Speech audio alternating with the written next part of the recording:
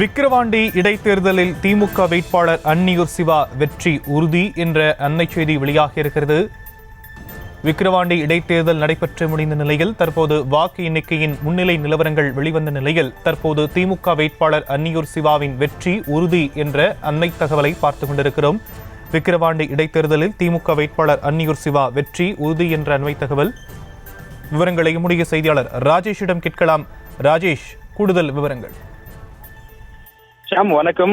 விக்கிரவாண்டி இடைத்தேர்தல் வாக்கு எண்ணிக்கை விறுவிறுப்பாக நடைபெற்று வரும் நிலையில் அதிகபட்சமாக இன்னொரு 15 நிமிடத்திற்குள் நிறைவடையும் சூழல் இருக்கின்றது. தற்போது வரை 17 சுற்றுகள் நிறைவடைந்திருக்கின்றது. இந்த 17 சுற்றுகளுடைய முடிவிலே தற்போது திமுக வேட்பாளர் 1 லட்சத்துக்கும் மேற்பட்ட வாக்குகளை பெற்றிருக்கிறார்.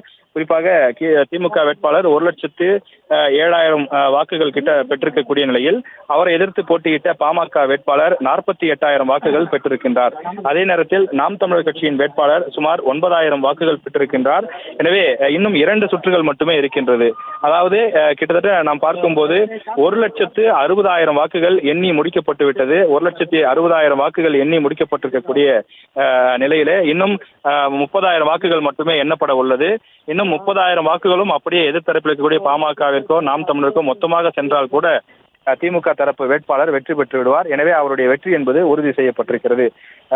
திமுக சார்பில் போட்டியிட்ட வேட்பாளர் அன்னியூர் சிவா அவர் 17 சுற்றுகள் முடிவிலே 1,07,000 வாக்குகள் பெற்றிருக்கின்றார்.